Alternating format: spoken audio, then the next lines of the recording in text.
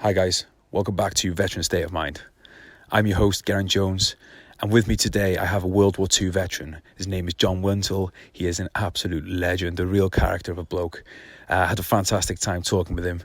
The audio today, I'm recording this intro in my garden. The main podcast itself was recorded in John's home, so the audio isn't what we usually have in the studio. Apologies for that, but you're not really going to care when you hear the conversation with John because he is such a legend. Thank you very much to the British Legion for putting me in touch with him. Guys, if you're out there, if you are serving or if you've left the services, I really encourage you to check out the British Legion. Check out the website. Just basically search for Royal British Legion. Just search for it on your phone. Search for it on your social media. They have a lot more going on than you'd think. Anything from they've got campaigns going on right now or coming up. Everything down to the tattoos people have to commemorate their friends, so they have interest in things like that. But then they have, they have other services going on, like we talked about in the episode with Barry O'Connell. They helped him to get started in business with a loan and a grant. So there's a lot about them. So check them out. Thanks to them for supporting the podcast. Right, I want to get this done so I can go and get this uploaded because you guys are going to love it. Cheers. Thanks very much. Enjoy. So first of all, thank you very much for agreeing to be on the podcast. And it's an honour to come down and chat to a fellow Welshman as well as a fellow soldier. If you just like to just tell the listener just a bit about yourself and how you ended up becoming a soldier, because you've got quite an interesting little story there. Well, I don't find it so interesting. I say the real interesting ones are those that didn't come back. I joined up as a boy soldier because I was living in Tree Thomas, and all that we really had in the 1930s was the coalfields. And I had done 3 years in a secondary school, having passed the 10 plus when I was 10 years old, and I didn't fancy going down the mines. Thought I was better than that. And down in Cardiff in the recruiting office, when I was down there one Saturday afternoon, a huge poster, learn your trade in the army. Well, in those days, apprenticeships were few and far between. And my father was electrical, so I joined up as a vehicle and plant electrician. So just so that people understand then, it was a hard life. No, even out of the army back then, wasn't it? It was a hard life if you were a miner, if you were working in that. Well, there were a lot of hardships around. When I was in school locally at Tinnerwern, I remember boys coming into school, boots on, tied up with string that were 10 times too big for them. They're using the worn out boots of their fathers or uncles or whatever. Come into school with a hunk of bread and jam was their breakfast and things like that. Yes, they were hard times in the South Wales valleys. I'm lucky in so much that my father worked in Bedras Colliery, and he worked on telephones and cables, what they call a miner wireman in those days. But he also had the ability to drive the electric haulages, and when there was a shortage of a driver, particularly on night shift, he often got called out, and the extra shift made the difference between poverty and having that little extra. So things were that tight at the time that if you were missed work for a month or two, things could go very hard for you. Oh, they certainly would. And also, if you misendeavoured anything or upset the foreman, you could have your lamp stopped. It means that he wouldn't be allowed to work that day. Right, and I suppose if there's only so many places in an area that you could work, because it's not like you could drive across the country to work. Oh yes, well it was either local car, and of course because there was so much unemployment in South Wales, if there was an opportunity, you had what they called black legs, which were people working in collieries where miners had been taken out on a strike or whatever, and they were going in undercutting them. Right. And it was really tight in South Wales for the average workman. Right. So you joined 15 years old. You saw a chance for an apprenticeship. What about was there a sense of, at the time, was there patriotism involved in your decision, or was it purely a job? No, well, this is when I first mooted it, was in 1938. Well, the adults may have had an inclination that war was going to be declared sometime, but I didn't. As I say, I was just a schoolboy. But I wanted to learn a trade, and by all account, you had to pay £100 deposit. Well, the average working man was lucky to see £100 in a lifetime, more or less. The collier, the people who actually dug the coal, £5 was a good wage for him. The day wage man was on about £2, £2.10. Right. The Sankey Award was in the 30s, where the minimum wage was brought in because of the conditions that the miners were putting up for such a low wage. So there's no way really of you saving up that kind of money then, without. Oh no. No. So really, I think this apprenticeship. I know, because we have a lot of young people listening to this, so they think to get an apprenticeship now you just apply to go. But so just they understand it was very different then. So you were saying, John, about you obviously 1939 is the year the war broke out. Yeah. Was it something that people, do you think it was a case of wishful thinking and people thought that things would sort themselves out? Well, they thought it would be over in 6 months, sort of thing. Right. But of course, I didn't know anything at all about that. I was more interested in going to the college near Reading. Of course, in those days, that was another world, more or less. Because quite close to London. Locally here, going from Caerphilly to Tree Thomas was almost another journey that you very seldom made. So had you been out of Caerphilly before?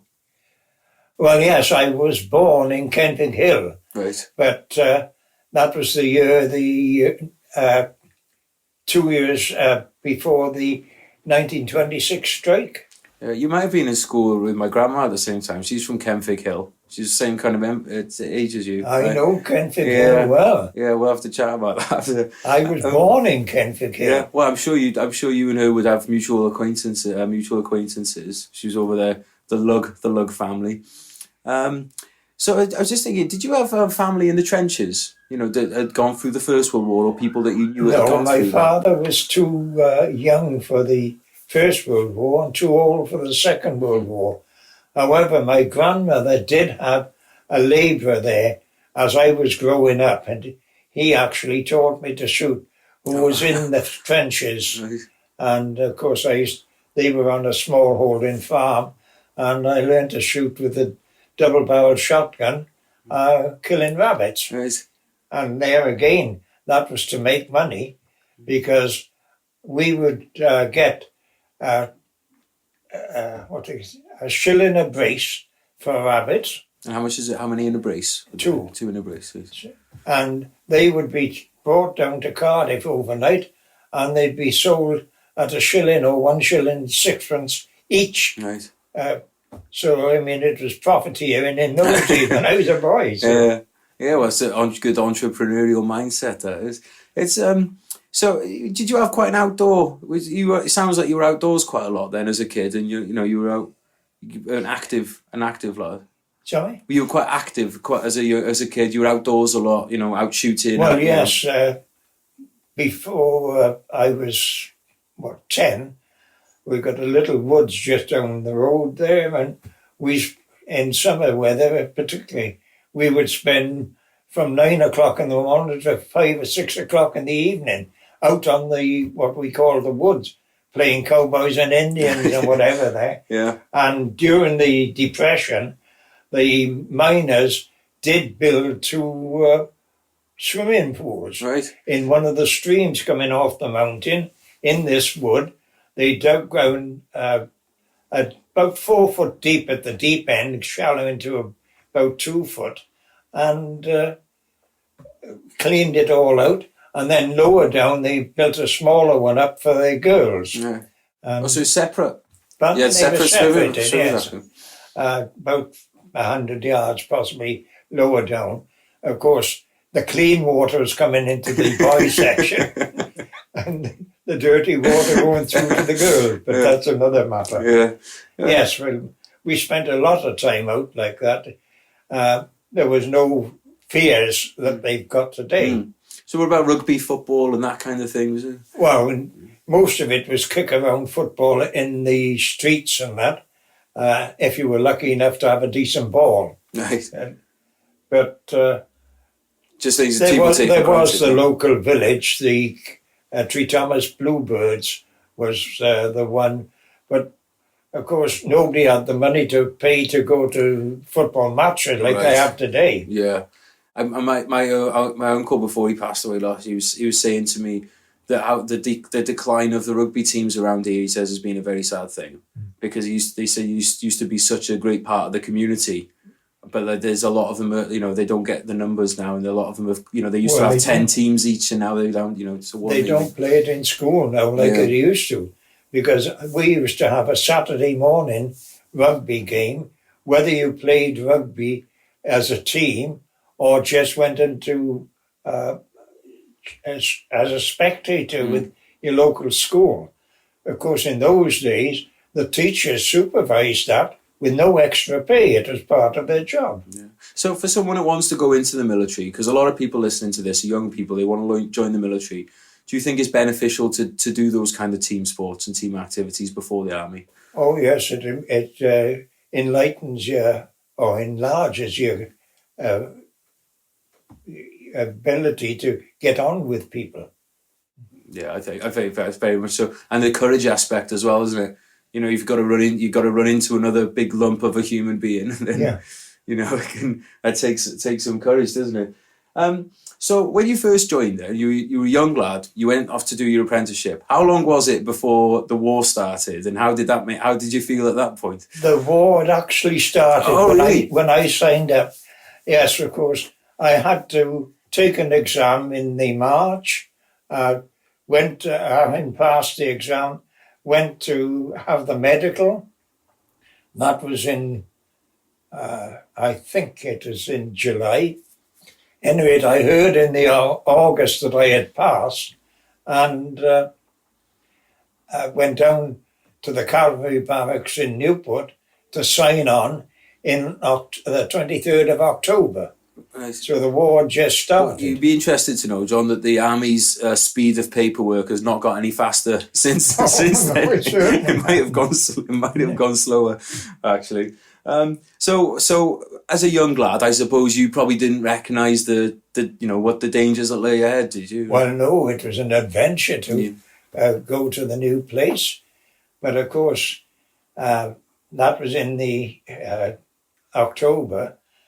And about the middle of November, if somebody had said, if you crawl back home, we'll release you, I'd have probably done it. But having come back home at Christmas time, with more money in my pocket than I'd ever had, because you know the way that you have so much pay and the rest you put into credits for you, and you get your clothing and food rations. Well, I had more money. Come home in uniform, went down to Cardiff with my father to be told I was illegal. You shouldn't be in uniform. And when I showed him my AB64, 10 bob note, wasn't it? Right. So what was that like then? When you first got to, you first get to the Newport Cavalry Barracks, and the first time you're put together with these other lads, that you're going to go through training with. How was that? Were there people from all different kind of areas, or? Yes, well, of course, Aberfield was a training school and took people from who had passed it. But in those days, a lot of the people coming in were borstal. Right. Well, of course, they were given the option of joining the army or taking a punishment, I presume. I was never in that position, but we did have a couple of rogues in the barrack room because we were conned by one boy from West Somerset. He had an aunt in the area who could get a wireless for it, and for sixpence a month, I think it was, we could have the wireless in our barrack room. Well, it went on for about 2 or 3 months before he didn't come back one day, and neither did our money. He gone AWOL, had he? Yeah, well, yes, he was picked up by the police robbing a house there, and that one. So the army money wasn't enough for him. What was the army discipline like at that time? Was it something you feared or? Well, yes, we had a very good RSM Ben Cook, Grenadier Guards. Oh. And Grenadier Guards, RSM. Yes, but he was a gentleman. Right. On parade, he was the strict disciplinarian. But if anything went wrong, he was the best father you could have. He turned things inside out to make certain that he got the best for you as a boy. Particularly if anything had happened at home, you'd be whipped down in next to no time. It's the best kind of leader, really. Oh, yes. You know, I mean, that's the thing, is that people see on TV the shouting RSM, but as you say, it's the real leaders are the ones who do that. They have that strict out, you know, they maintain the line, but they treat you like a human being. Yeah. Mm-hmm. Yeah. So, with your training then, did it as, was it, because I'm trying to think at the beginning of the war, there was a shortage of equipment and that kind of thing, because I suppose a lot of it was going to the front, wasn't it? A lot of it was going to the expeditionary force. We didn't have a lot in those days because we were so far behind. So what was the kind? Did you have much live ammunition to practice with? Or? Nothing. We're in the boys' school, as I say, and I'm going back now. When I joined in '39, when you went on guard duty, you had a mandrel handle or something like that. A mandrel handle. Yeah, well, it's just like a pickaxe right. handle. Right. And you went out in twos mainly, and there was nothing else available. I don't know whether the senior staff had anything. I doubt it. Although later on, I do remember one of the boys being accidentally killed, where there was a rifle with a bullet up the spout and accidentally discharged and killed this boy who was in his bed space. When he went into the barracks, there was a partition to sort of hide off anybody travelling along the corridor. And he was in his bed behind the partition, and the blackouts, we had plywood wooden blackouts for the windows. They were stacked at the back there, and it went through, I think it was 10, and he got killed. We had the same thing happen when we were in Iraq, happened to somebody out there. Yeah. And you know, it's one of those things. If somebody around firearms, you know, you take you stop thinking about what you're doing for a second, and that can be it. And that's why I think it's so important that people get this, you know, training time with live ammunition weapons. So, like, for those that don't know, just so to give people a clue, the beginning of the war didn't go too well for the British, did it? No, we didn't. Of course, we were kicked out of Holland. And did you know anybody that was involved in that with Dunkirk or anything? Did you know anybody involved? Not personally at that time, because, as I say, we were still in boys' school. I did see some of the injured coming back through when they came in convoy through Reading, but that was just a sight of men in uniform that were looking really beaten up. Right. Of course, I've just been into Holland on a day trip there, Dunkirk. But unfortunately, I couldn't get to the museum to see it from their side point of view. Yeah. I saw it afterwards when we went up through Holland and into Germany, but that's another story. Yeah. So, what again, as a young lad, how did it feel? You see, these are the the troops of the Great Britain coming home and injured and looking like they'd been beaten up. Was there a bit of was there a feeling that Britain could get invaded? Did you think that was a realistic chance? Well, yes, invasion up until 41 was quite a a fear of 3/4 of the country, if not more. Mm. But as the RAF were able to keep the German aircraft down, then Adolf Hitler evidently decided that he'd go for Russia instead, Yeah. and left us enough time to build up. So what was that like, John, when that period was going on? Did you see German planes coming over? Because you were in Reading, yes, you weren't far from London at all, were you, during the No, Blitz? I did see one, and it was rather surprising. It was a Sunday morning, and I heard this aircraft and looked up, saw the swastika on it, but didn't connect it. Yeah. Until about 2 or 3 seconds afterwards, saw the bomb come down, hit the entrance to Boyce Barracks, bounced off that, and shot into the house about 50 yards away. It did explode. Killed a couple of people there. That was the first real sign of war that I'd seen. And when was that? 1939 or 40? Well, that would be.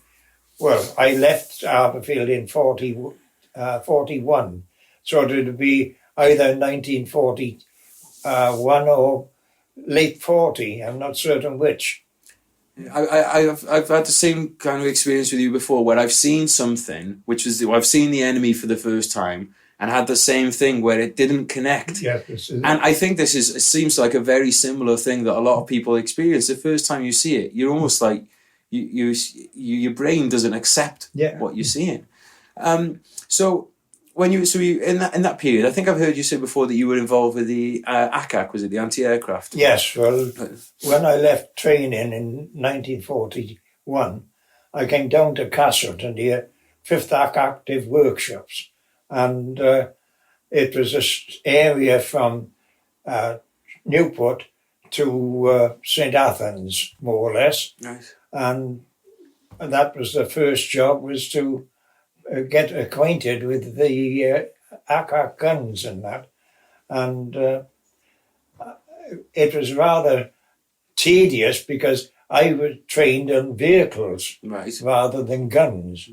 But being a boy, of course, there was so much to learn that it was over a period of years that I did the main work on ACAC guns here and down in the south of England. Right. So during this period then, John, have you got people getting conscripted now, I suppose? Are they volunteering? And are you having all these new influx of people coming into your units and seeing these people join the army? Well, yes, because we were in Castleton for about 6 months before we then left and went to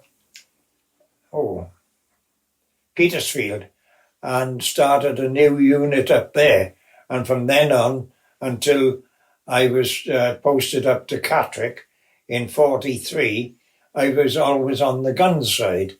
But in 43, I was transferred to tanks for an hour and a half. Then, I was told to go into the workshop. I'd never seen a decent tank before.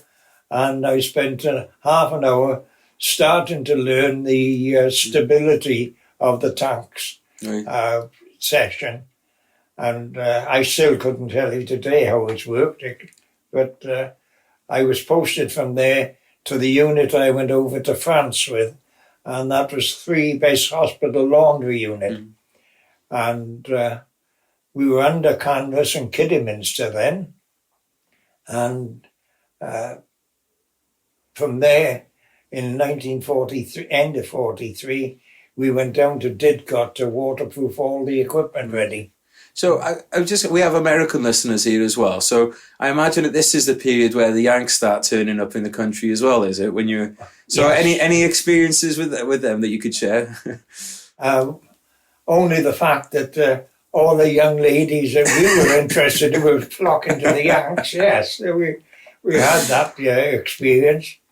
But I was lucky. I met a young lady that had been transferred from Torquay up to near Cairn in Wiltshire, and we were sort of friendly from the beginning, and until I went over the other side. Right. And of course, absent doesn't always make the heart grow fonder. Yeah. Well, it sounds like you were all over the country then during these couple of years.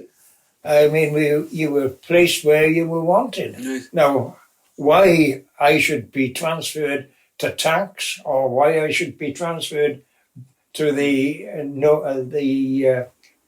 laundry unit, I've no idea. Yeah. But it was the same type of work I was doing, electrical work.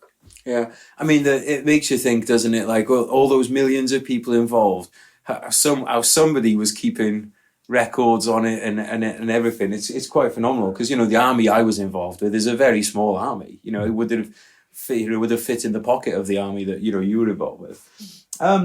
What about so physical training then when you were in, because obviously you were young, like as a young lad, as you were saying, you were fit, you know, you were active. When you were in the army, was there regimented physical training, or was it just because you were young fit lads you were kind of left alone to do your own thing? No, well, we had sports day, or every Wednesday afternoon you had your own sports, and on different occasions you did have physical trainers taking over to keep you fit. Right. Was it obstacle courses, that kind of thing? No, that came later when he went on to the battle training. Right. So but that was a part of the army at the time. Oh, it was part of the army, yeah. How did you enjoy that stuff? Sorry? Did you enjoy that? Well, yes, to a certain extent. I mean, sometimes it got a bit rough and you absolutely flaked out, but other times when you completed the course and got your reward, I can always remember part of the battle course where you had to pick your opponent up and carry him 100 yards and try change over. And unfortunately, I had somebody twice as big as me. You've got to be very selective with who you pick for those kind of things. Yeah. But I think that kind of training though, it's when you finish something like that, feels very rewarding, doesn't it? When you've done something hard work like that. Well, yes, but by this time, of course, I was on to man service, and you were dealing with people who would, as old as your father, some of them. Right. One experience down at Cairn in Wiltshire, we had one chappie with us. We were on a 10-mile march, and he took over when one or two of the others were flaking out. He took over their packs and their rifle, carrying 3 rifles, and still beating us in. A tank. He was a tank of a man. Sorry? A tank of a man. Well, he wasn't that big, but he was very wiry. Yeah. Yeah, I mean, it's this... I think that's very interesting, this idea that you'd have had so many people from different walks of life coming in, you know, conscripted, because, you know, the army I've been involved in, it's all volunteers, all professional, and but even then you see the same things, guys having to carry other people's equipment, you know, and it's just very interesting to me how as much as things change, they stay the same, you know. Well, yes, but it's the pride in your own ability that keeps you going. Yeah, and that's it, isn't it? It's you know, there's... Well, actually, there's something I wanted to ask you is, did you feel very proud to be British at that, you know, as growing up as a kid and then in the army? Was there a sense of British pride? I won't say British pride because I joined the British Army, but I was from Wales, and of course if it was England versus Wales at rugby, there's only one winner. Okay, we're on the same page with that one then, John. I was very proud to be a Welsh soldier in the British Army. You know, I was very, and the same with the Scottish. I worked with the Black Watch. You know, they were very proud to be Scottish, and I don't think there's anything wrong with that. I think it's good to have those little rivalries, isn't it? It's the same as football teams from different villages, exactly. towns. As long as it's friendly rivalry. But was there when the country went to war? Was that sense of patriotism kind of, you know, was it stirred up a bit? Was it more of a case of, we've got a job to do, let's just get on with it, win this war and go back to our Well, lives? as far as I can remember, it was a case of you were fighting an enemy and you wanted to make certain that you were well away and not under pressure.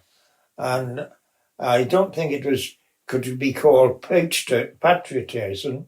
It was a case of looking after yourselves and those around you. Yeah, it's It wasn't until later, until the terrorism that the Nazis were imposing on other people became worldwide, that you began to resent the enemy rather than just want to kill him. And I mean, as you were saying as well, you hadn't been to Reading before, you know. So it's like for this idea of Britain. It's not like, you know, now I've just travelled down from Wrexham in a couple of hours, and we could hop on a plane now and go up to Glasgow it wasn't like that, was it? Oh, it wasn't, as I say.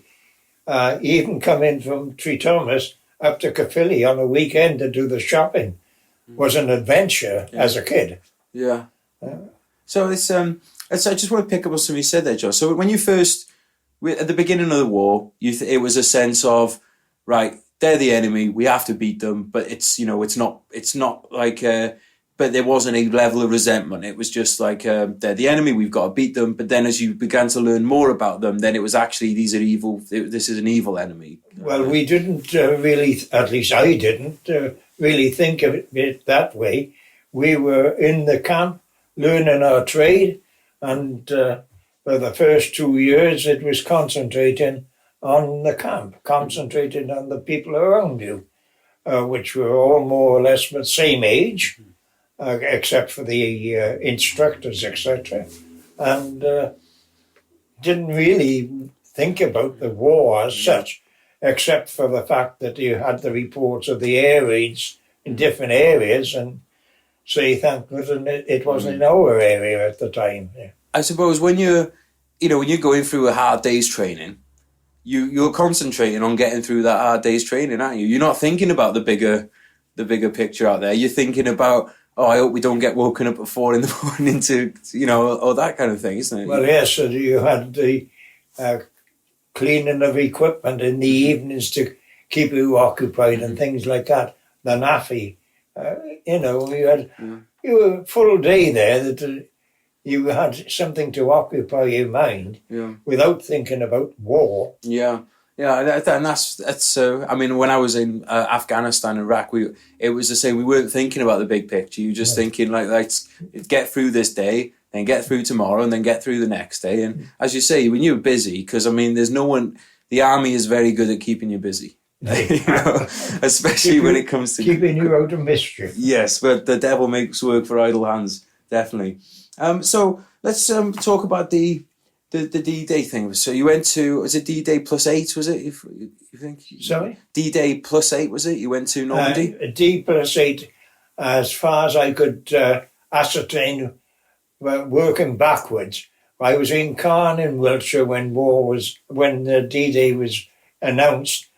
Then we had 2, I think, days before we entrained in Caen, went down to Fareham and spent a couple of days in camp in Fareham, and then down to Victoria Barracks by lorry, got out at Victoria Barracks and had corned beef sandwich and a mug of char, then marched from there to Southsea and got on the boat at Southsea. So you knew at this point that it was Normandy. Normandy was the place, right? That was a. Well, yes, as they say, the war, the D+8, there was enough information around to know where the landing was. Although, as far as Jerry was concerned, it was going to be Dover area. So thank goodness it didn't. So you mentioned earlier a sense of adventure. Is that how you felt when you were going to the Channel? Yes, I've been with the 3 Base Hospital Laundry Unit July. Yes, about just over 12 months. You were a gang of lads all together, and it was something we didn't know about. So it was an adventure in one way to us. Yeah, and was it first time leaving the British Isles? Was it? Yes, at that time. Yeah, so I mean that in itself is an adventure, isn't it? First time on the sea. Yes, I've been on a boat from here to Western and things like that, but nothing like the invasion. So what was it like, John? I'm guessing here, but I'm presuming there was moments when you were in that part of the world before you crossed the Channel where you must have seen skies full of planes. Well, yes, we did, but having been in Caen, which is sort of middle England, we didn't see the real battles that went on that put the Battle of Britain foremost in saving the country. So what about when you were going to Normandy then? Could you see the bombers and fighters flying over to Normandy? Oh, yes, we had plenty. And what was that like, seeing so many of... Because the noise must have been incredible. Well, to be quite honest, going across, of course, at midnight, I didn't hear a thing. Oh, right. I was on top deck with a tarpaulin over me. Feeling sorry for yourself? was it pretty miserable? When we pulled out of Southsea into the Channel, waiting for the lift-off, shall we call it, and everybody, or at least not everybody, but a lot of people got seasick down in the hold. And I went down there and couldn't stand it. I came back up for fresh air, found this tarpaulin and rolled into that. And I spent quite a nice evening fast asleep. But then it got a bit rough afterwards, and we woke up, and the Staff Sergeant Tickner saved I don't know how many people, because people were rushing to the rail. Well, the rail was only about 2 foot, 2 foot 6 wire ropes around the edge, and being sick, they were going to dashing over, and he stopped a few of them. Never saw the commanding officer though. Oh, really? Not going over there. Yes. Did you? What was your opinion of your commanding officer? If you look at the Wiltshire Gazette for Caen in 1943-44, you'll find quite a bit about him there, because he was a little so-and-so. Was he? Right. Right. He wasn't so little. Everybody gets onto Google and look him up on the internet. Yes, well, he was pulled up by the commander of the transit camp in Fareham, ordering 2 of his men to carry his kit.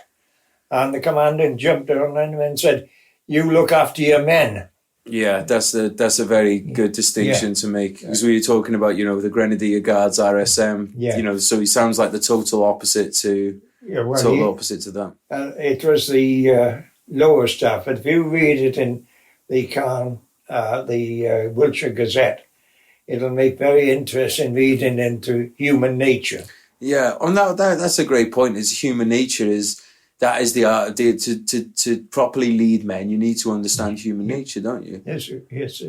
And that's it's again, it comes back to that. I just find it fascinating that you've had these same RSMs and these same officers that I've had, and that I'm sure people listening will have had exactly the ones. And I'm sure in 200-300 years, people will be talking about, they'll be the same. They'll be the same kind of good leaders and bad leaders, back then. So when you came ashore in Normandy, you came to Gold Beach, was it? Yeah, Caramonge, yeah. And it was on one of the Mulberry harbours, was it? Was that The Mulberry Harbour, yeah. right? So for people that don't understand what the Mulberry Harbour is, they were basically these prefabricated Floats and linked together with steel walkways that were large enough for vehicles to transport. And I was lucky. I was about one of the first to get off, didn't get my feet wet. Nice. Because as I got there, as far as we can ascertain, they had just about put in the last pier down. Really? And I got off without wet feet. Was it daytime or nighttime when you? This was about 12 o'clock in the day. In the day, right? So you could see everything as you were coming in, could you? Oh yes, you could see all the ships and Wow. the air balloons. So it must have been overwhelming to your senses in a way. Like, well, we were more interested in getting off than, But yes, it was interesting. I mean, to see so many, because it's not something you'll see now, is that many vehicles or ships or planes in one place. You just won't kind of see that, will you? And of course we had HMS Belfast and one or two other big ones Really? firing over the top. Wow. So have you seen HMS Belfast now that she's in London? Have you ever seen Yes, her I've been on there. Yeah. One of our members from Cardiff branch was in the Red Coat. He was up in the Chelsea Barracks. Right. And I met him. We went up there, met him, and onto the Belfast, and had a good look round. Yeah, it's always really funny. You walk through the middle of London, and all of a sudden, here's this big warship just moored up in the middle of it. It's fascinating. So when you came ashore, then you were presumably you were put straight to work, were you? No, we went straight up the hill. I can show you the photograph. Went straight up the hill, stopped up the top to fill up the water bottles with chlorinated water. And then about 11 o'clock, we were embarked on a lorry and taken down just to the outskirts of Bayeux. And there again, was a laugh. We were told to get out, get your heads down. No lights, Jerry's just over the hill. And I woke up in the morning to find that I was on the top of a manure heap. You hadn't smelt it then? Yeah. Mind you, I suppose you're smelling pretty ripe after a night on the boat. But I had a good night's sleep. Yeah. And then we landed, and I haven't got the name in front of me now, but it's a chateau not far from Port-en-Besson or Bayeux. It's only about a couple of miles.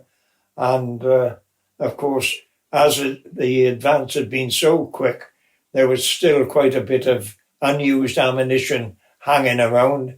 And being me, my job in that first couple of days was helping to tidy up and clear up all the ammunition. Yeah. So, I mean, was there a lot of destruction around? Were you seeing, was there a lot of ruin, or what was it? Not one of the boats, I think it must have been the Belfast, had tried to shoot the chateau down because there was a huge shell hole not far away from it. But the most interesting point of it was that in the course of clearing all the ammunition out, I went down into the cellars, and they were still digging out cellars there with pit props holding the ground up there. So they were making it headquarters by the look of it. Didn't find any wine down there, though. Sorry? Didn't find any wine down there? No, they'd gone down further than the wine level. Yeah, they were down about 5 or 6 levels by that time. So had it looked like, from your point of view, with this ammunition and stuff lying around, did it look like they had been taken by surprise, though? Oh, yes. Yeah. Definitely. And could you hear the fighting at the... There's the front line, I suppose you'd say. No, the front line by that time was about 3 or 4 miles, if not more, ahead. And could you hear the shells and that kind of thing? Well, of course, the shells were going away from us, right? And the German shells weren't reaching us, so No, I didn't see too much of that. So I've heard you say in an interview before that, obviously your job was they're expecting so much of bandages and sheets to be bloodied from casualties that obviously this is why it was so important to get the clean ones, because it wasn't like it wasn't like disposable ones now, were they? No. They're reusing them. So that is what they set you up. That was your first. Well, after you picked up the ammunition. We had to wait. I can't remember how long, but a few days, if not a couple of weeks, for the machinery to come to us, Right. because it was huge. Right. Now, we were number 3 base hospital laundry, and with the mobile unit, we were able to, when we were in Caen, able to do 1,200 blankets a day, washed, dried and aired, ready to go back to wherever they came from. So how many people were they expecting in casualties? That I can only say that we got off very, very late from the anticipation of the casualties. Yeah, thank God for that. Yes. And so, I just want to ask a bit more about the people that you were with. Did you have any real characters that you were working with, in the boys?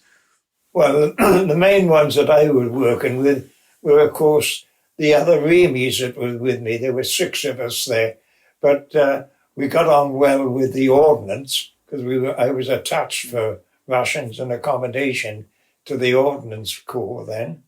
But I wasn't there too long for whatever reason.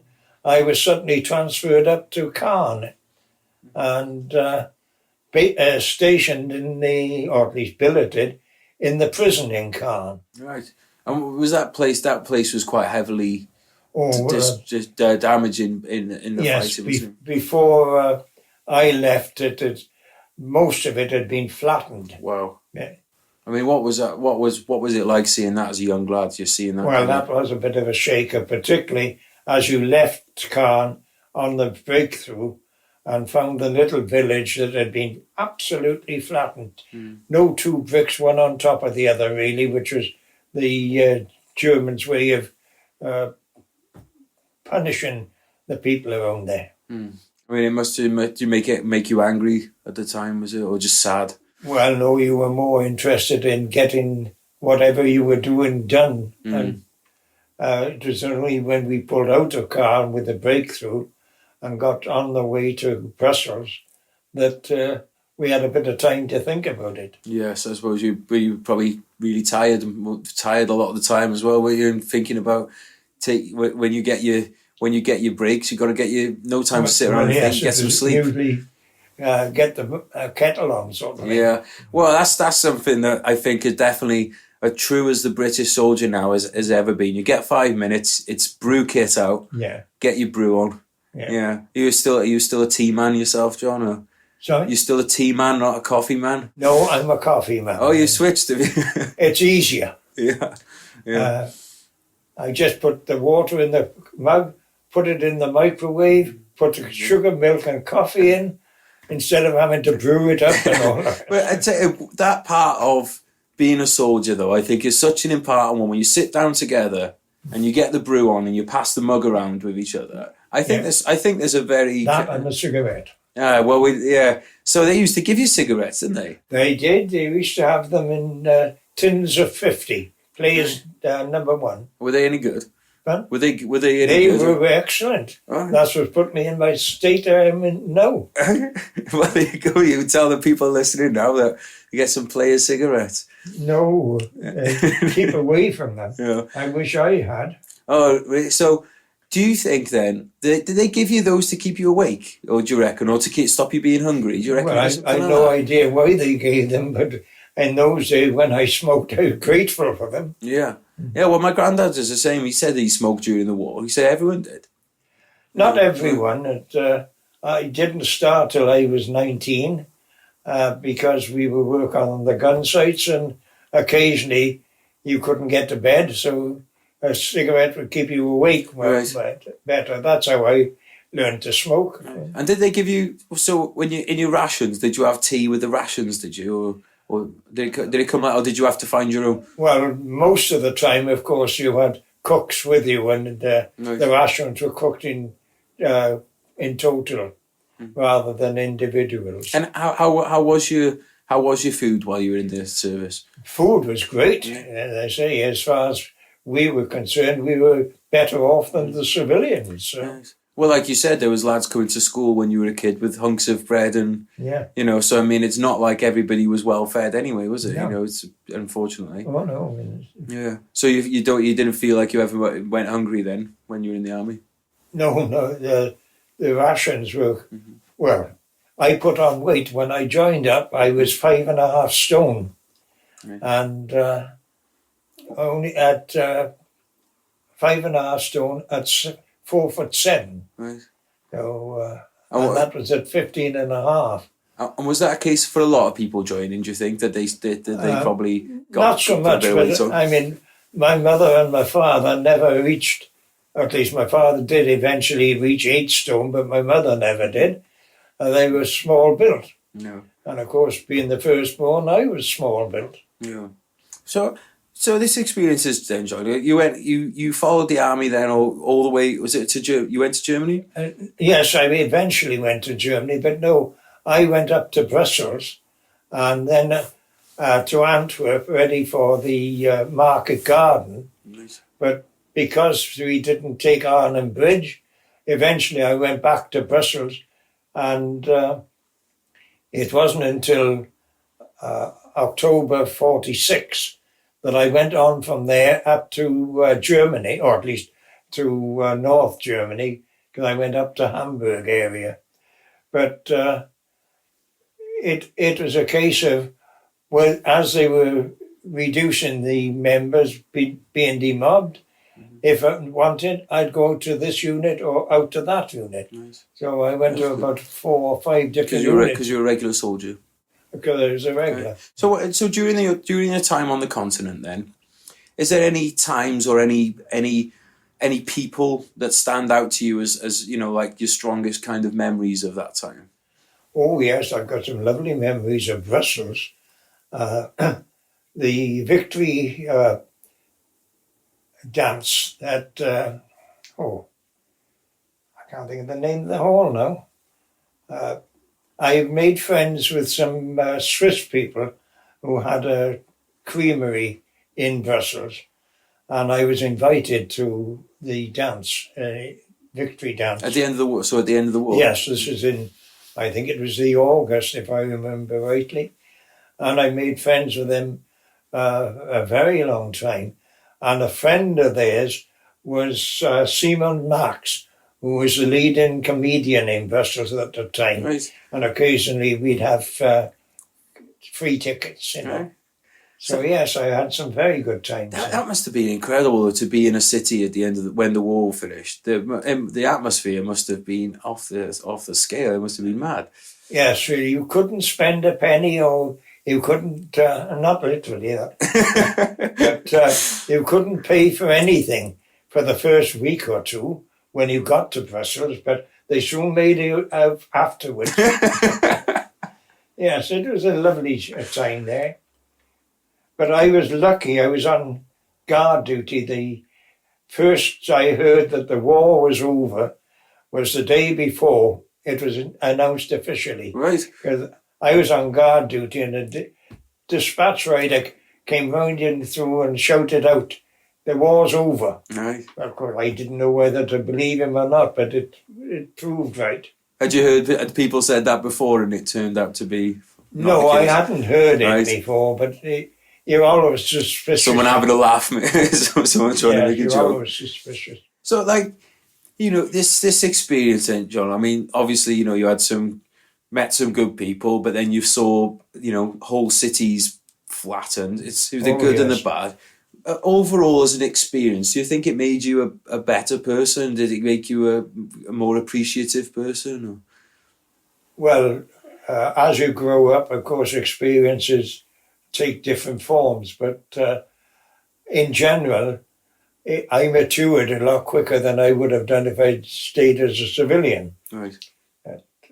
Yeah. And You stuck in the army till 1950, was it? Yes, I did actually go back to Germany as a civilian after I came out, because I was hoping to have had a job over in Germany, but it didn't materialise. I came back to this country, looked around, and took a temporary job, as it happens, with Robert Wins and Sons, the transport people Nice. in Newport, the heavy goods transport people. And funny enough, about 2 years ago, and I've got the photo. Oh.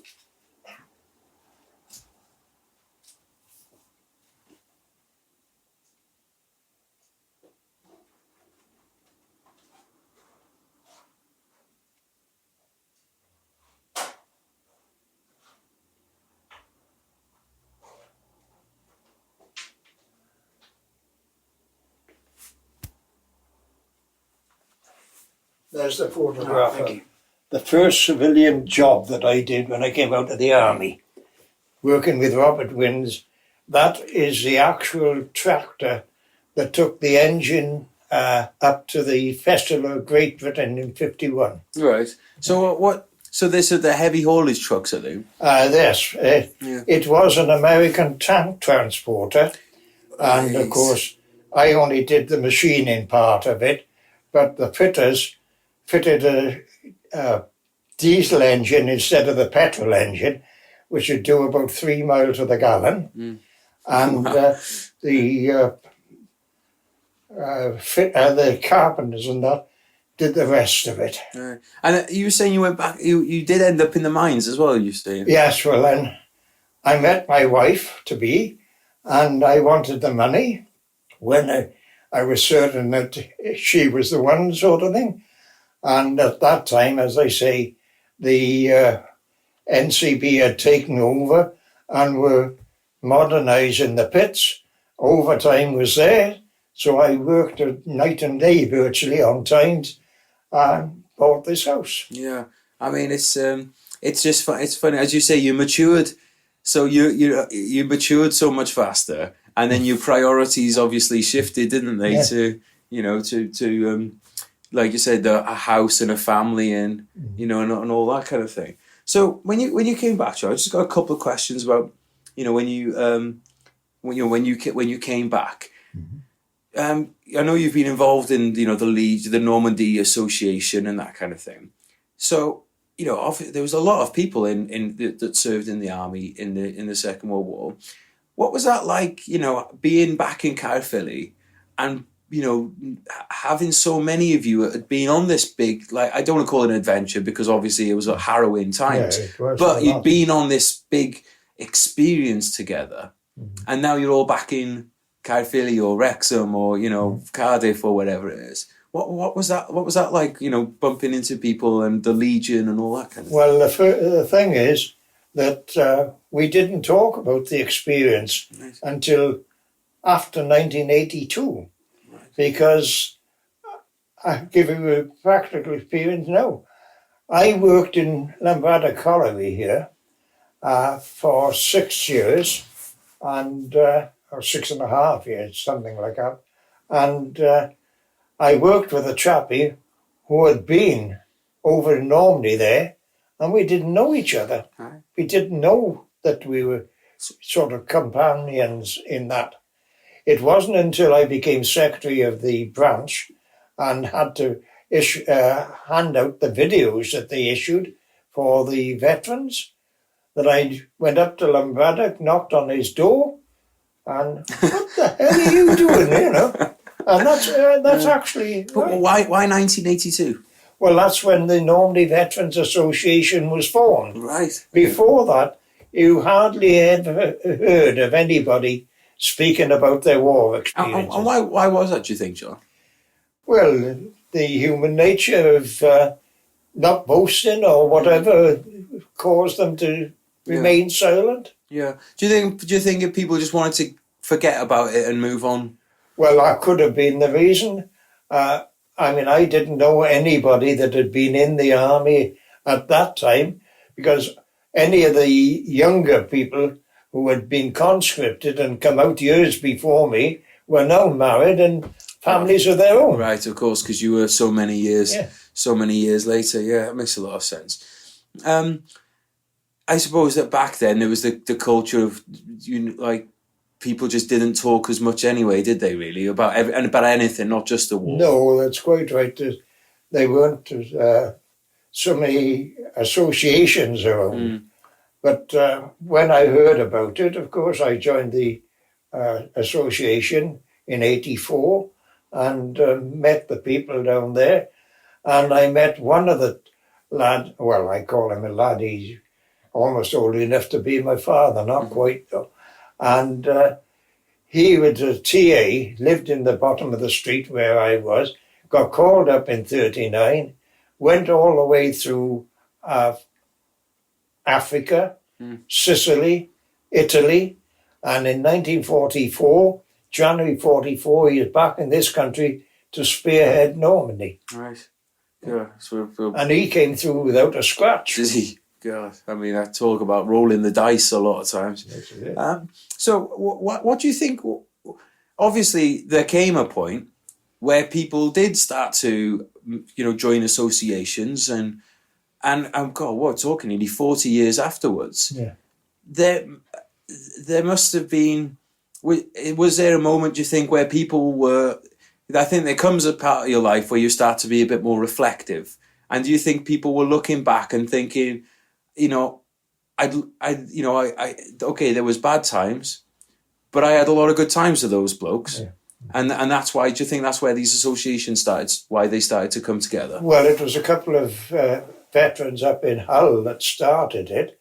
But as I say, in the meantime, I'd got married, I had a family of my own, so I had other things to worry about. Right. It wasn't until I joined the association, met people who had been through experiences similar or even worse than mine, that we started talking to each other. And I think so much about those associations as well. It's not necessarily just talking about your own experiences, it's remembering the other, the ones who didn't make it home. Well, we had so many different variations of experiences that it was interesting to talk to people, to compare yourself to what they went through. Yeah, I find that now you can have been at the same, you can have been in the same town in Afghanistan a year apart from each other in the same place and have had a totally different experience, or you could have been on the same base doing a different job. And it's very interesting, isn't it, to learn all these these different bits. Because speaking for myself, when I was a young infantry soldier, I thought that the only person that mattered was me and my team. And but as you get older, you think, wow, that's really interesting. You start to get more interested in these things. So obviously, recently it's been the 75th anniversary of D-Day and the Normandy, the Normandy landings, and obviously what that opened up. It brought the end of the war closer. And you've been back to France recently, haven't you? Yes. It's not the first time you went back, but what was this 75th, experience like for you? Well, it's emotional because you start thinking the luck that brought you all the way through the war and your life afterwards, whether it's been good, bad, or whatever. And of course, losing your partner is a big hit that it changes your aspect of lots of things. Right. So I saw that there was a boat involved, and I saw that there was a band on there and stuff. And was there a sense of celebration as well as remembrance on that? Oh yes, it is. It was a case of that we remembered the good times and forgot about the bad times there, and had a good time together. Yeah. And you see,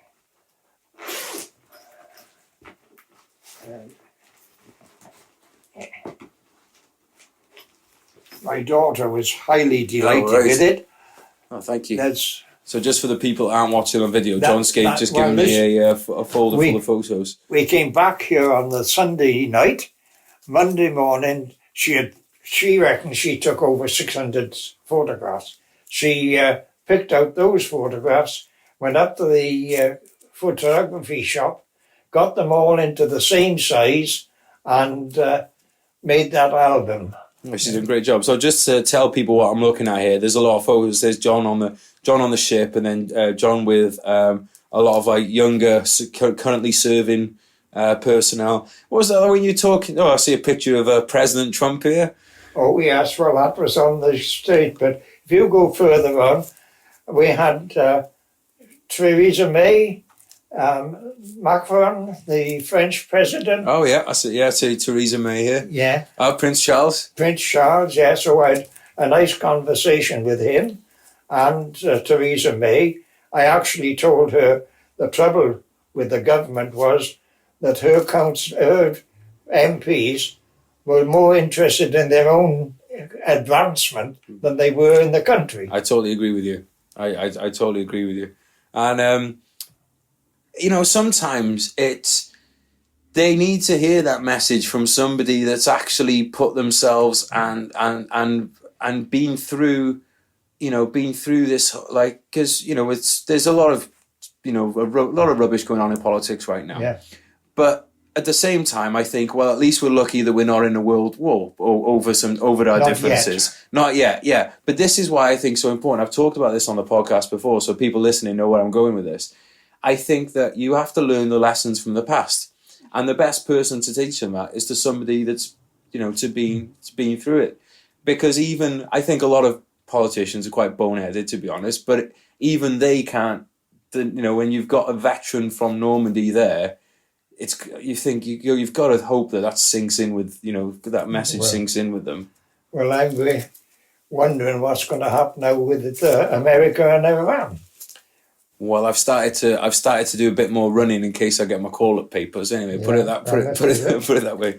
As I say, it is rather dicey. Yeah. Well, this is why I was interested to know if you knew people from the trenches, because people I think forget now, especially as I say, we've got some listeners. Or quite a lot of people that listen to this podcast who weren't born when we invaded Iraq. Mm-hmm. So to them, the concept of the Second World War seems so far away, because even their grandparents weren't. My grandparent was involved. He was on the Lancasters, and it's like it's something I grew up with, but as a grandparent. But now, if you're 15 now, you probably didn't have a grandparent involved in the war, and I think that.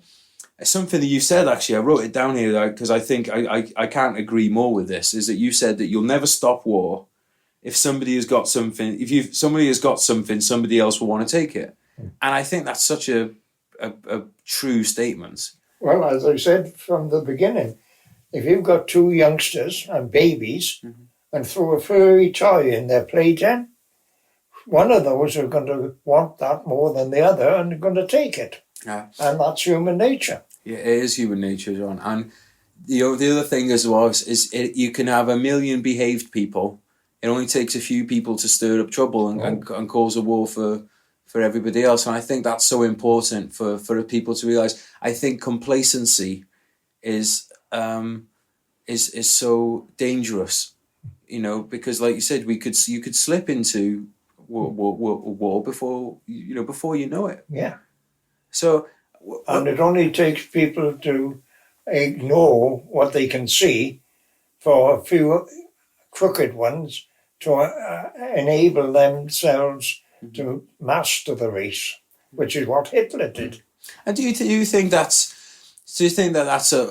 part of again human nature, that a lot of times people will see something that's a problem, but will either hope that it sorts itself out or just think someone else will take care of it? Well, I can't remember it, but I was at the Holocaust in January, and there's a recitation that the Jews have there about it happened to so-and-so and you ignored it, and it happened again, and it happened again, and it happened again, until there was nobody left to save you. So, yeah. I can't remember the actual throwing, but no, it's easy, and that's the same with anything, isn't it? It's the same with job redundancies. Until it happens to you, it's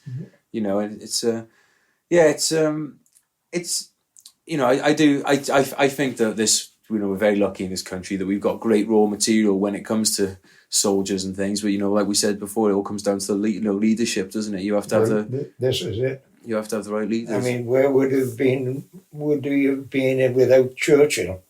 Yeah, so you're a fan of Churchill? I won't say a fan, but as I say, I realise he did a good job all the way through. Yeah. His inspiration. And if you look at facts, the fact that we were able to come through the war with less equipment than the Germans ever had.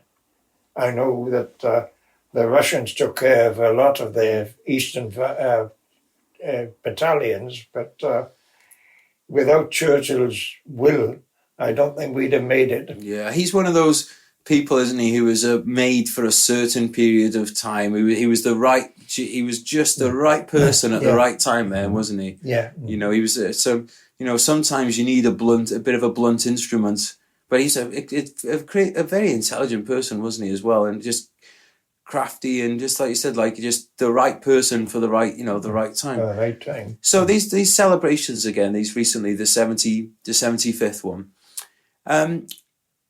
Obviously going back over there, it's, I think that goes without saying that it's going to be an emotional moment. But from the point of view of being a veteran who went through it, how important is it to you to know that the other people in the country are recognising what happened? Because obviously if you went there, you never forget. No. But so how important is it to you that the rest of the country remembers as well? Well, it is quite important in one way, but I'm lucky again that there's nobody that I served with that I know of in close contact that was killed. I mean, I remember them as general casualties, but not an individual one. But there's so many thousand that didn't come back that their relatives and that suffered, which I didn't, which occasionally makes me wonder why I came through. I went as a schoolboy to the army, came through the war, had no close contact with anybody but my parents, and yet there were soldiers going over there getting killed outright in next to no time who had wives and families. Yeah, I mean, why did I come through? And I think that is a question that every soldier has asked himself at one point. And I think always have done and always will do. It's one of those common experiences, isn't it? So we have soldiers listening. We have future soldiers listening, John. Do you have anything, as we draw this to a kind of close now, do you have any words for young soldiers, future soldiers, serving soldiers? Any words of wisdom that you want to pass on to them? I don't know about words of wisdom, but keep your nose clean and do your best, and hopefully you come out of it stinking of roses. Well, cheers. John, thank you so much for your time today. It's been an absolute pleasure. Talking to you. Well, thank you, John. I appreciate your time. Cheers. Yeah. What a conversation that was, from his part at least. It was an absolute pleasure sitting down with John. I actually ended up staying on with him for nearly a couple of hours after the podcast, chatting about gardening, drinking some brews. He's an absolute legend. Really, really enjoyed the time. Guys, thanks for listening. If you enjoyed the podcast and you want to bring some friends along, then please do. Please make a post. Please share. Tell your friends. Tell your cat. Bring people along. Let's get the podcast growing. And you can find us at vsonpodcast.com. If you want to sign up for the newsletter, if you go to vsonpodcast.com, we've got a subscribe to the newsletter on there, subscribe to all the social media. There's video on YouTube of this conversation if you'd like to see it with video. I'm going to put some pictures up along with, just our conversation of me and John. Guys, thank you very much. Thank you for the British Legion for supporting us. And thank you for the British Legion for putting me in contact with John. It really was a pleasure. It was one of those days where you just have to pinch yourself and just think like how lucky you are to be in the presence of somebody who's such a good bloke. Thanks very much, guys, and catch you next week. Cheers.